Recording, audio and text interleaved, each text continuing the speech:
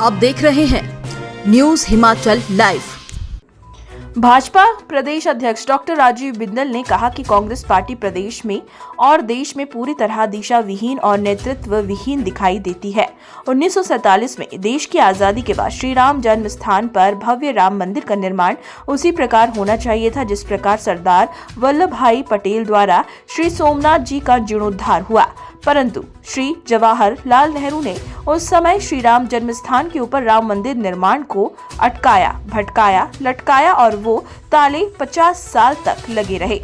श्री राम लल्ला तालों में विराजमान रहे। उन्होंने कहा कि ये मेरे देश का दुर्भाग्य है। मेरे देश के अंदर श्री राम घट घट में बसते हैं, घर घर में बसते हैं, मन मन में बसते हैं, कण कण में बसते हैं। ऐसे ही श्री राम को 50 साल तालों में रखने के बाद और कांग्रेस पार्टी ने श्री राम के अस्तित्व को चुनौती दे डाली।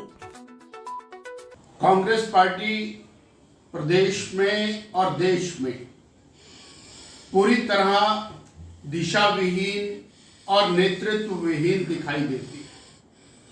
1947 में देश की आजादी के बाद श्री राम जन्म स्थान पर भव्य राम मंदिर का निर्माण उसी प्रकार होना चाहिए था जिस प्रकार सरदार वल्लभ भाई पटेल जी द्वारा श्री सोमनाथ जी का जीर्णोद्धार हुआ।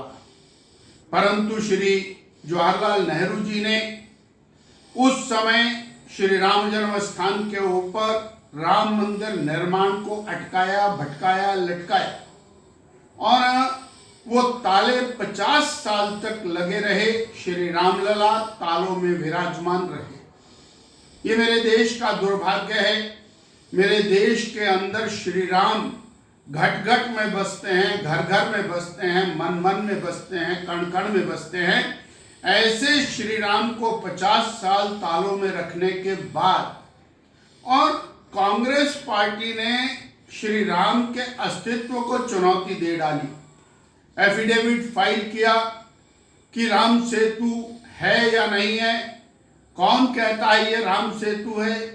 कौन कहता है कि श्री राम का जन्म स्थान अयोध्या में वही स्थान है जहां मीर बाकी ने मंदिर को तोड़ा था? आदि आदि सवालात करते हुए और श्री रामायण की और असलियत के ऊपर भी सवालात खड़े किए। आज जब श्री नरेंद्र भाई मोदी और देशभक्तों और राम भक्तों के प्रयासों से राम जन्म स्थान पर भव्य राम मंदिर बन रहा है, 22 तारीख को रामलला की प्राण प्रतिष्ठा है। ऐसे में कोई कहता है मैं जाऊंगा, कोई कहता नहीं जाऊंगा। ये क्या विचार है भाई? कोई बढ़ बढ़ करके बोलता मैं भी हिंदू हूं।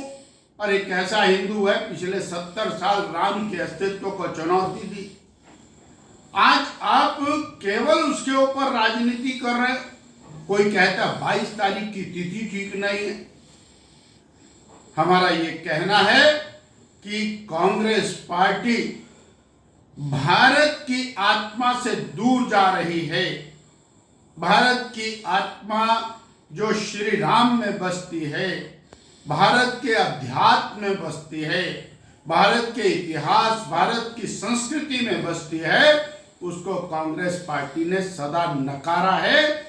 और राष्ट्रीय स्तर का जो कांग्रेस का नेतृत्व है, उन्होंने कांग्रेस के लोगों को एक घुड़की दी और सब घर में बैठ गए कि रामलला विराजमान की प्राण प्रतिष्ठा में कोई नहीं जाएगा। ये नेतृत्व विहीन, दिशा विहीन, विचार विहीन, जिसके कारण राष्ट्रवादी पार्टी होने के गौरव से वंचित होकर के केवल परिवार के पीछे चलने वाली पार्टी कांग्रेस पार्टी बनकर रह गई।